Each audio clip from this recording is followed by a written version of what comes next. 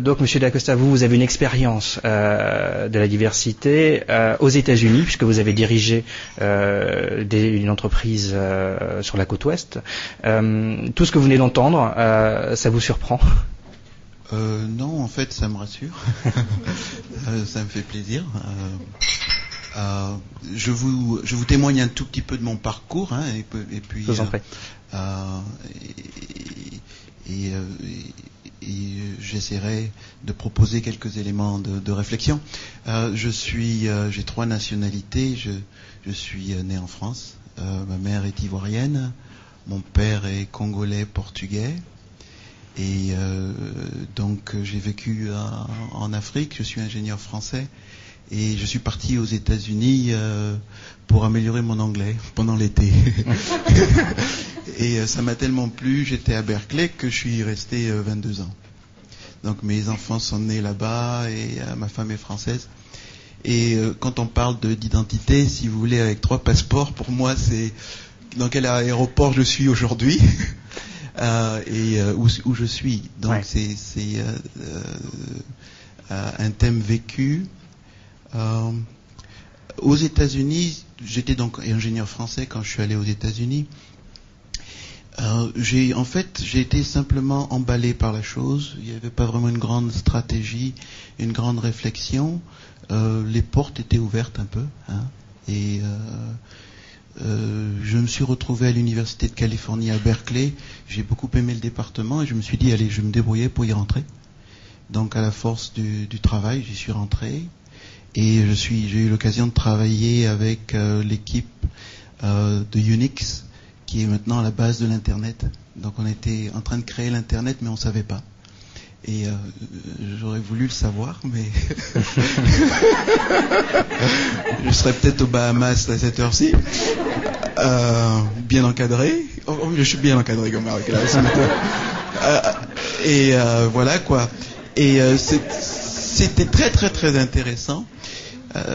Et la diversité était constante parce que quand j'ai été accepté, je suis arrivé comme un élève et ils m'ont dit Hervé, tu es le premier Africain. Ah, premier Africain à quoi? Et puis Africain, oui, je suis aussi français, etc.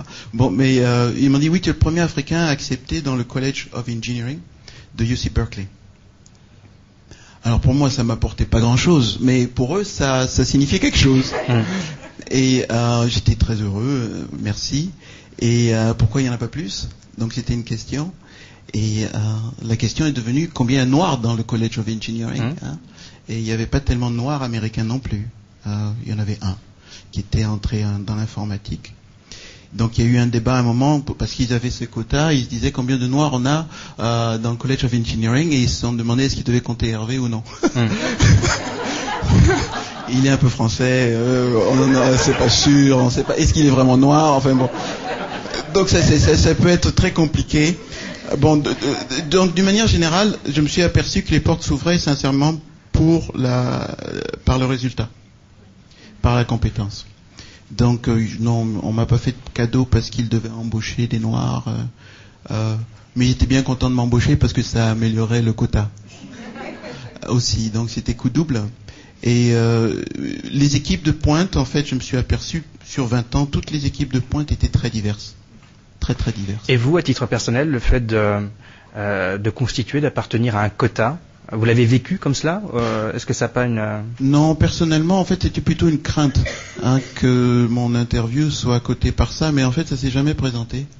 Parce que les postes que j'attaquais étaient des postes de haute compétence, et ils n'allaient pas me laisser rentrer et je m'apercevais que toute l'équipe était à HP, donc j'ai été à HP Labs, Xerox PARC, à UC Berkeley, j'ai géré l'informatique de UC Berkeley, et puis après j'ai fait 2 startups, l'une a été revendue et la deuxième est cotée maintenant à Nasdaq, et j'étais vice-président des opérations et du marketing et des ventes.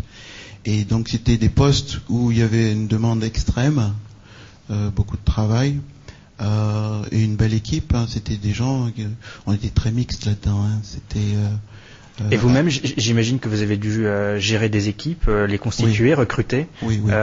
Comment est-ce que vous avez intégré cette question de la diversité? C'est uniquement par le prisme, par le biais de la compétence, ou est-ce que... Pour moi, c'est mon expérience, moi, m'a beaucoup aidé. Parce que j'ai su ce que je n'ai pas eu et ce que j'aurais voulu avoir. Et ça a été en fait mon guide de management. Et c'est encore mon guide de management aujourd'hui. Comment est-ce que j'encadre? J'utilise ma propre expérience. Qu'est-ce que j'aurais aimé avoir à ce moment-là? Et donc en commençant le management, j'ai commencé le management sans avoir lu aucun bouquin de management, mais j'ai utilisé mes mauvaises expériences comme guide. Et mes mauvaises expériences étaient avec des managers pas nécessairement blancs, c'était toutes sortes de mauvais managers, quoi. Et comment je l'ai intégré? C'est simplement, je leur ai rappelé que ce qui marchait pour moi, et ce qui marchait pour moi fondamentalement, c'était la compétence et le résultat. Donc c'était une boussole que j'ai pu garder et qui a été très utile pour moi, de m'assurer qu'à tout moment j'étais compétent, et voire même très compétent, parce que je voulais pas être dans le moyen, parce que dans le moyen ça devient compliqué. Et donc avec mon équipe c'était comment est-ce qu'on devient très compétent ensemble. Et vous vous êtes jamais posé la question, ou la question ne s'est jamais posée à vous, de devoir recruter une personne, pas forcément la plus compétente, mais parce qu'il fallait respecter un certain nombre de critères de diversité? Oui, est-ce que c'est pas la limite du modèle américain qu'on idéalise peut-être un peu? Oui.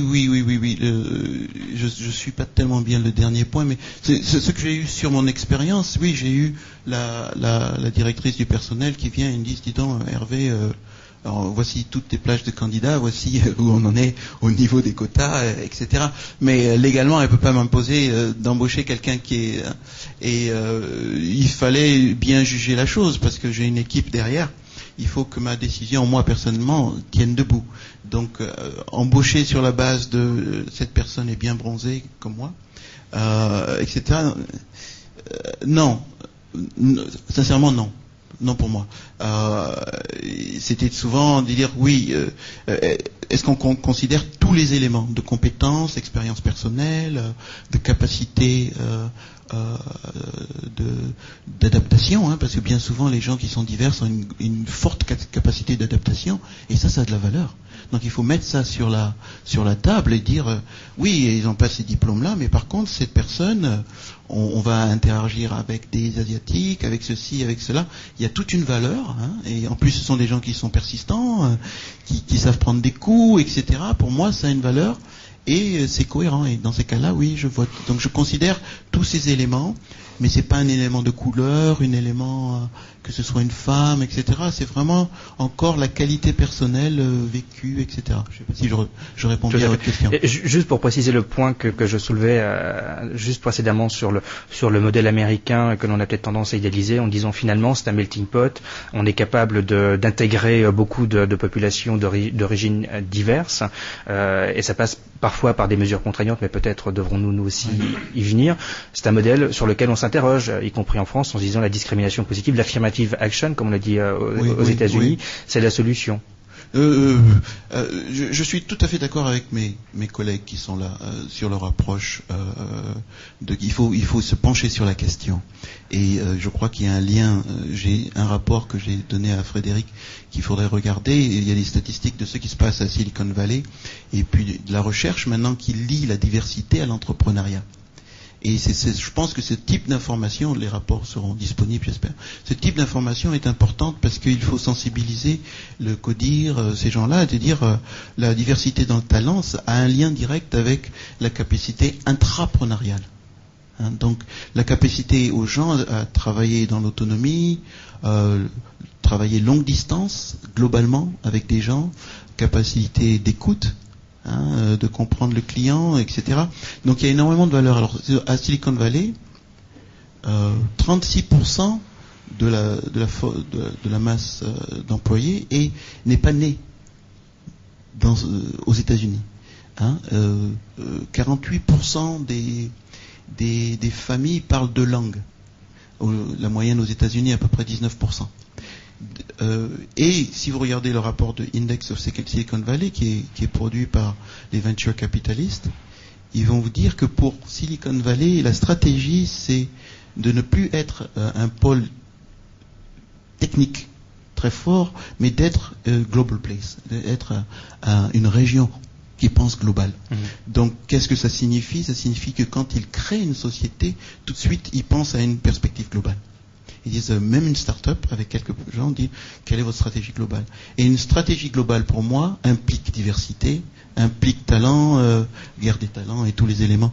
Et ils ne pourront pas connecter avec des régions de haute compétence s'ils n'ont pas cette capacité de travailler à ce niveau. Donc il y a vraiment du concret au niveau comment faire comprendre au management.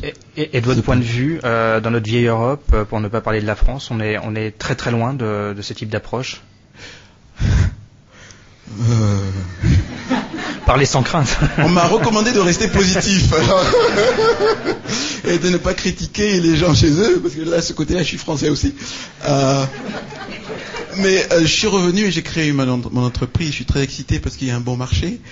Il faut former les gens, il faut leur expliquer, il faut leur faire comprendre. Moi, je suis très très très heureux d'être en France parce que je crois que les gens ne savent pas, tout simplement. Et qu'il faut informer les gens, qu'il faut leur faire comprendre et leur apporter des méthodes, de la densité des méthodes, les faire réfléchir, les remettre en question, les mettre au-dessus, et puis utiliser l'expertise des Français. Il y a énormément d'expertise de Français. Alors, je réponds un tout petit peu, c'est qu'il y a beaucoup à faire, c'est très certain. Mes collègues vous l'ont dit. Je crois que le plafond qui est basé sur un peu le statut, les grandes écoles et tout ça, je pense que ce plafond, personnellement, va disparaître. Et que la globalisation va ramener un plafond de compétences. Et je crois que nous sommes tous dans cette salle, je pense que beaucoup de gens vont être d'accord avec moi. Merci beaucoup.